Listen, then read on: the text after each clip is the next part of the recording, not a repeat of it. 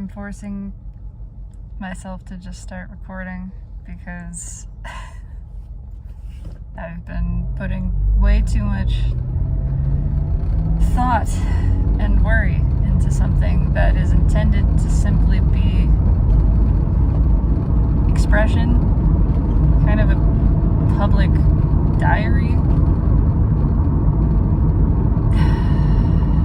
I've been making too much of it.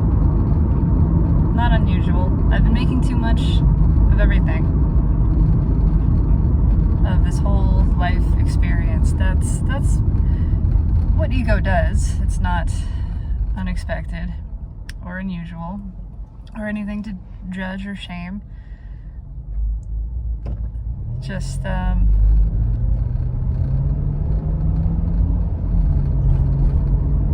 it is desperate for a sense of purpose. It's desperate for many things that don't exist. And one of them is purpose. Some notion that what it's doing has weight. Because it doesn't have any sense of inherent value. So it is constantly trying to derive its value from external factors and conditions, from forms, and the function of form. And so it's desperate for the things that it does, or that it believes that it's doing. It's desperate for things to have meaning, to have purpose, to be leading to something, achieving something. Efforts taken with the intention to create some effect for purpose. And it wants this to be purposeful.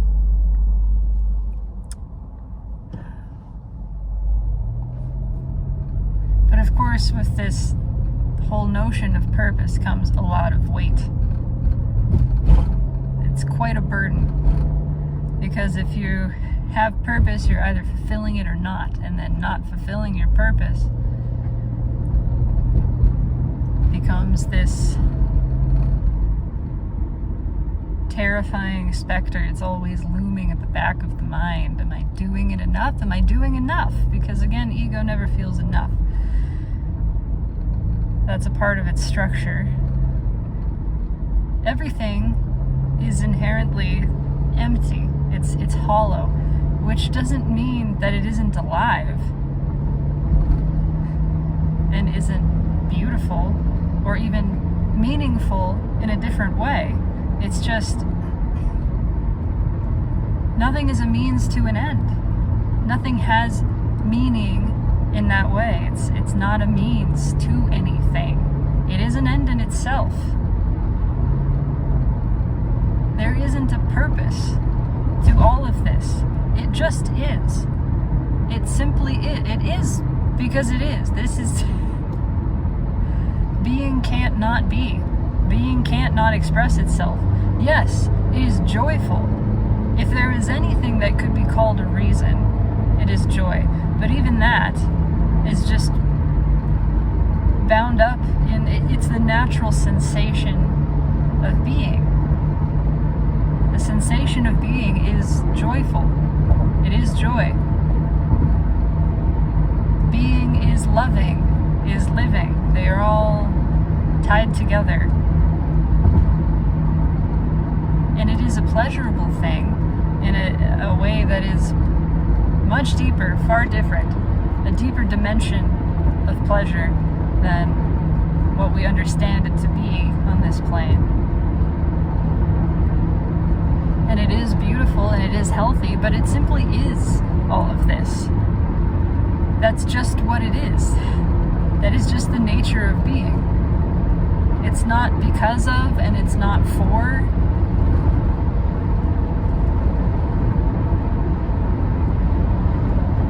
It just is. And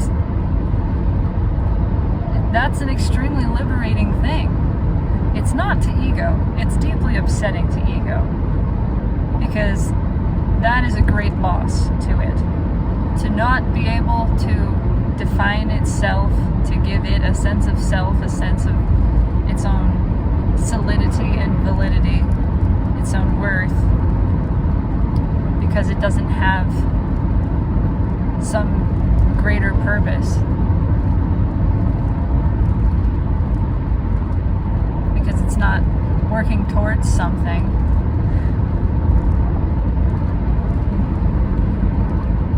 That is deeply unsettling for ego.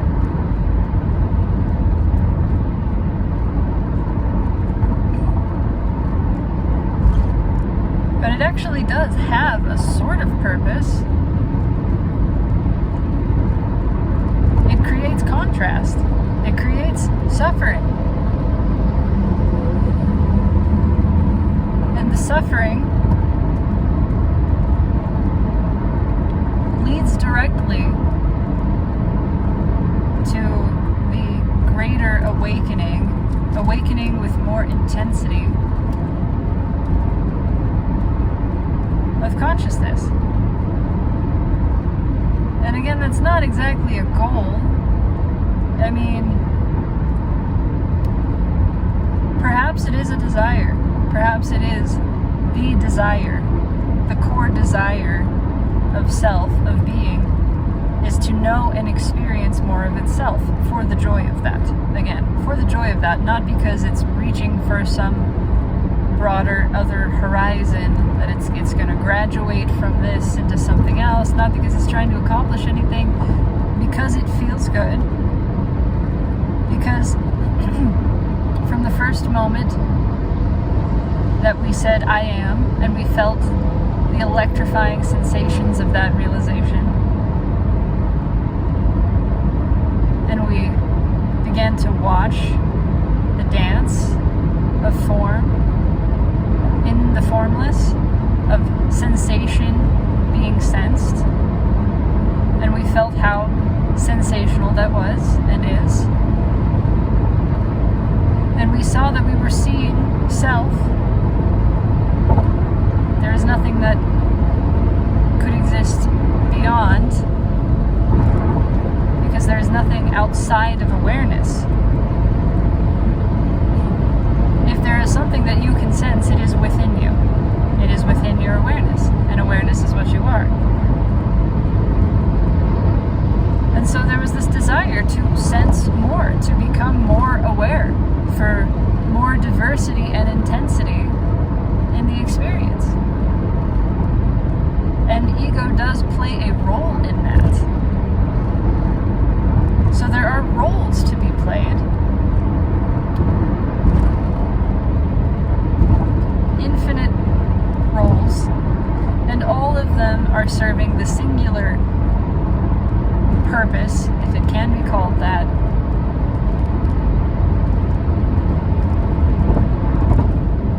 which is the expansion of awareness, the never-ending expansion of awareness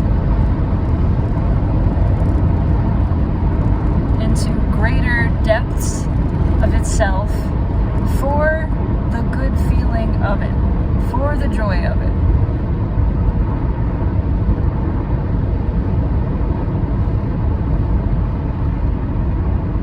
And beyond that, there's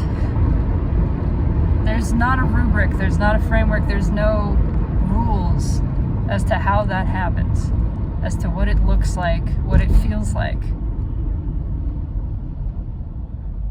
It is the joy of being and the joy of feeling. And again, all of it simply is. It just is. There is not some greater purpose to this. The expansion of awareness is for the joy of itself, the joy of loving, the joy of feeling, the joy of being. There is not a purpose to the joy of being. The joy of being is innate. The pleasure of loving is innate. It serves itself.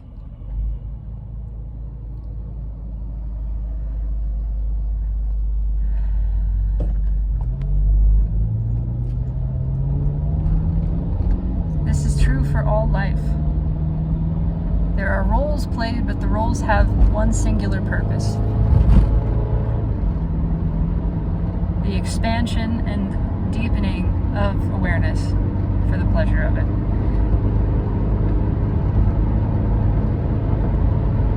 And that's not a thing that takes effort. That isn't a thing that has one way, one path.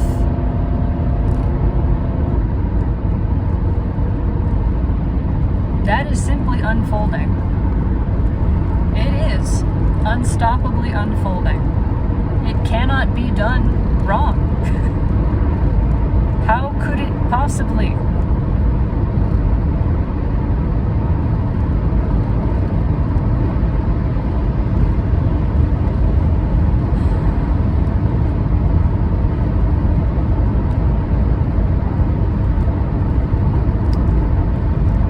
Has been very loud of late.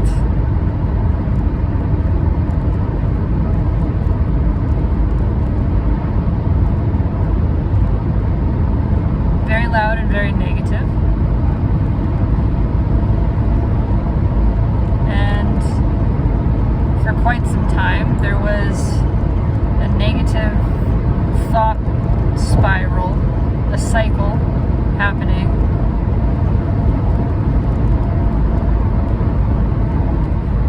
That generated quite a lot of suffering, quite a lot.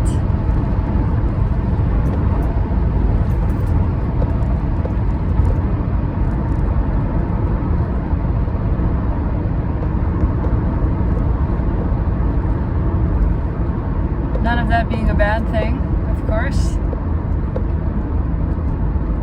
Simply a choice, even when it isn't realized to be one.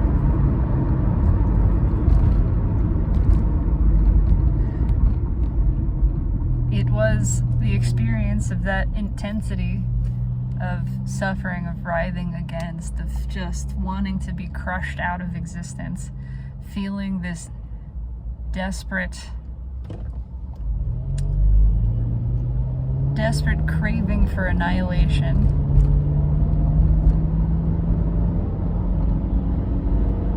That pushed awareness to become aware of it, to extract itself from identification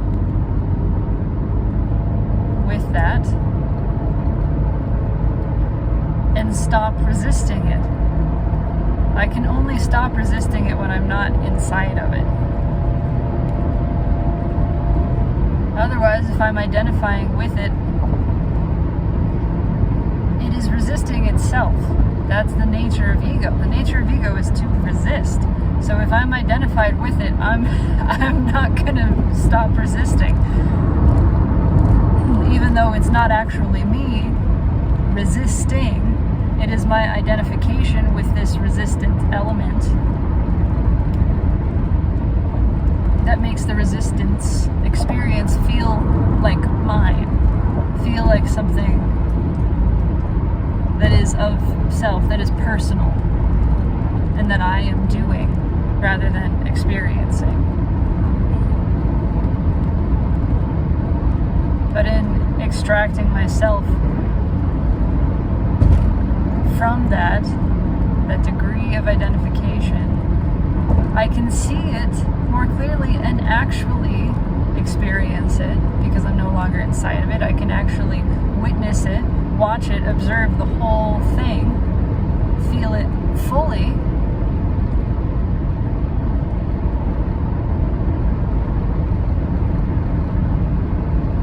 And curiosity again emerges. There's a relaxation. Now it can be allowed because I am not identified with the resistant element and so tricked into believing that I am resisting. I can simply see this sensation is happening. This experience is unfolding.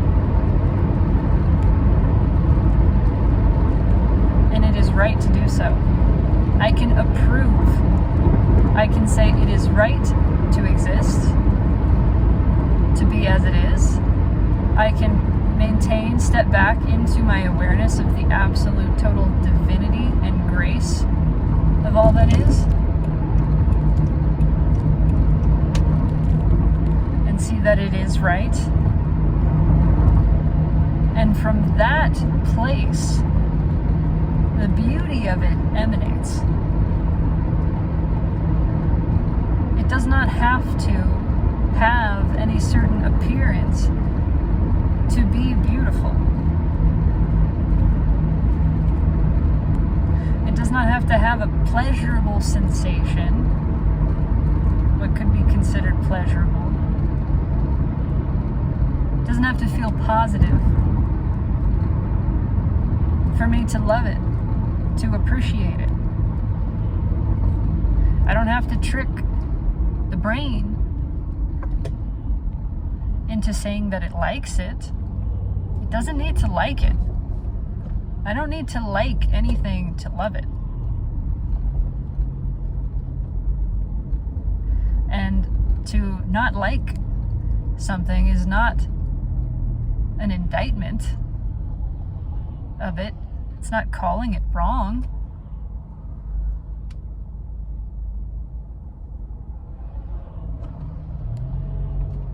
I am reminded that we are not here to like everyone and everything, and to be liked by everyone and everything.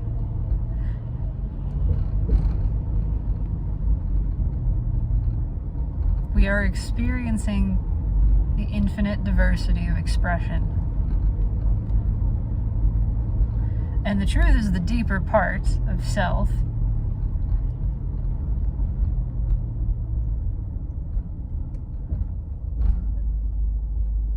does like feeling.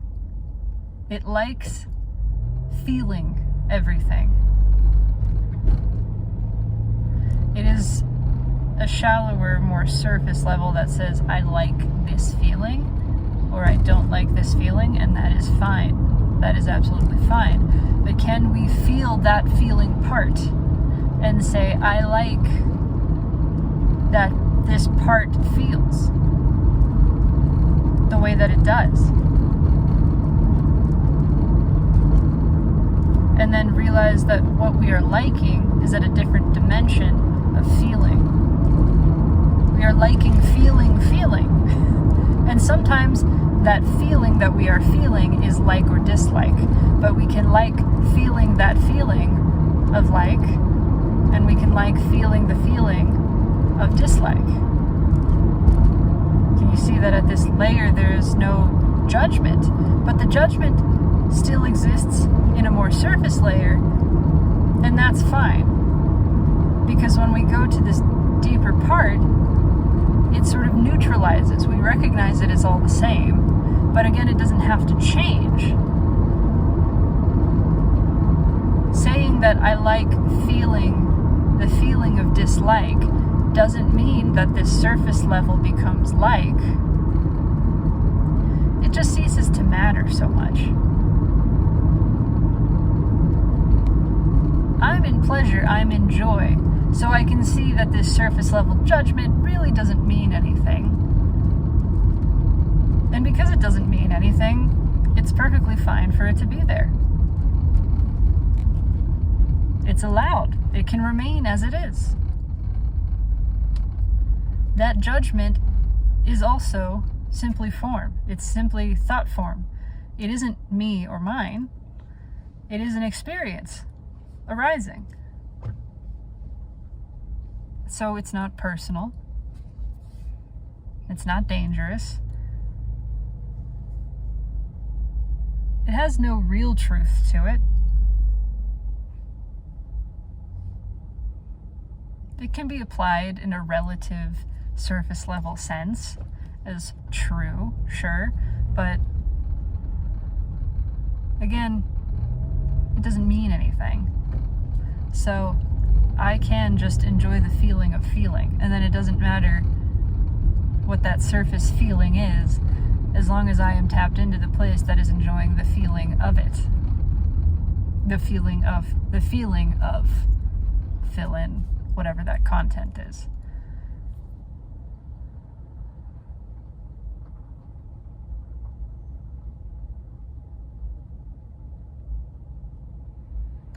And that deeper level enjoyment doesn't have to be electrifying necessarily either.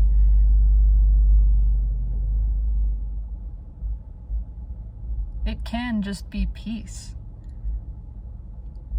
A realization of neutrality. Neutralizing. It's neutralizing every sensation. If the sensation is broken into positive and negative, what appears to be duality, what appears to be an opposition, but I realize all of this sensation, whether it's categorized as positive or negative, is first of all of the same experience. They're really not separate from one another, and they're really not in opposition to each other. They're just different versions of the same thing. So having an experience of surface level aversion or loathing or hatred, or an experience of surface level attraction,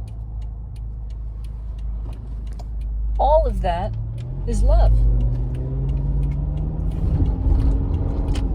Hatred is just a kind of love. If it were not love, if it were truly the absence of love, I wouldn't feel anything.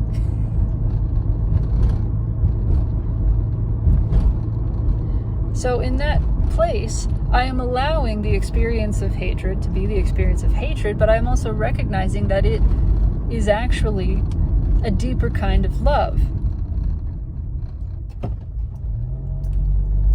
And now I'm simply allowing it to be as it is. I am realizing there is no danger in it. Again, everything that arises from the same source. It is divine, it is safe, it is allowed. It is as it should be. And now I can simply witness it. I've neutralized the charge, the illusion of charge, whether it was positive or negative. I've neutralized that charge, and now I get to choose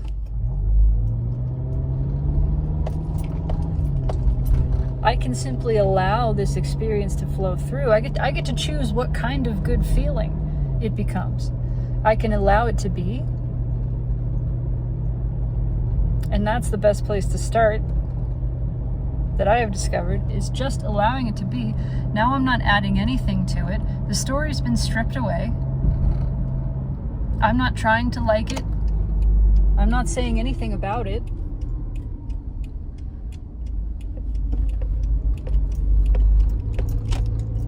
The story's been stripped away. It simply is as it is. Let's watch it.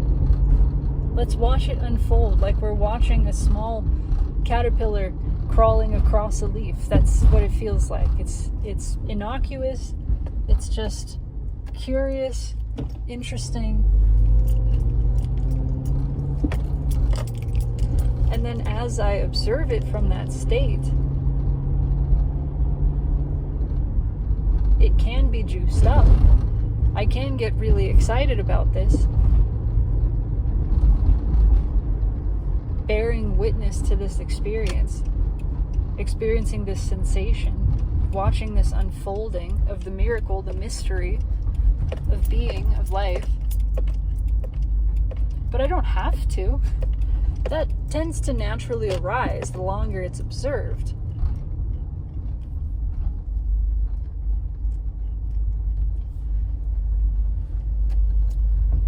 But it's not a requirement, and trying to force it is just dipping back into ego, thinking that something needs to be a certain way. The sensation needs to feel a certain way.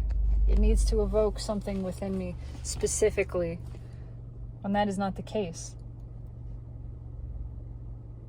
I can just allow it to be. I can be empty. I can realize that this has no purpose, and it doesn't need to do something for me. It doesn't need to create some sensation within me. Anything other than simply what it is. I can just watch it being. Being for the sake of itself. Being as it is. And gently sort of marvel at that.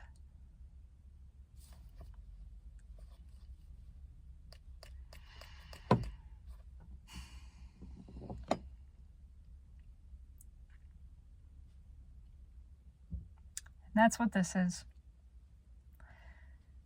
This exists for the sake of itself. And I'm going to leave it here because I have arrived at my destination and I'm going to go to work now.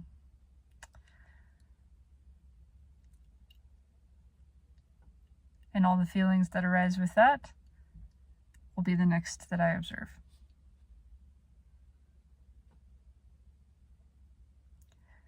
I just want to say, for anyone who needs to hear it, this is saying it to myself, but for anyone else, you can't get it wrong. You are doing it just right. Just right.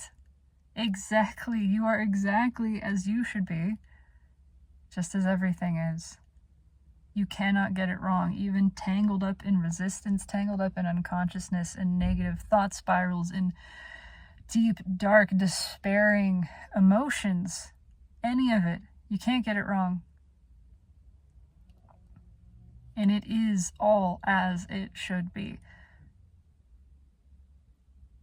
Not because it's serving some greater purpose, but just by being what it is. It is serving the awakening. It is doing that. It is serving to expand consciousness. And with more intense consciousness and more awareness of more intense experience comes more joy. But the resistance is a part of that. It has a role to play. That resistance and the resultant suffering that is generated is not a mistake. It's not a bad thing. It is a part of this expansion. The pressure is required to have this explosive outward motion. Really, it's an inward motion. But it's all part of it. So you can't get it wrong. You're not doing it wrong. All of it is as it should be. Just relax.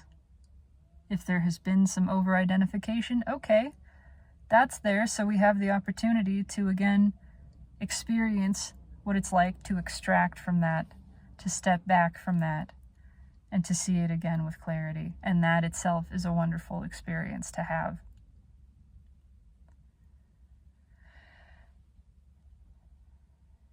Everything is all right. You are perfect as you are, and everything that you are experiencing is perfect as it is. That's it. I love you. Take it easy.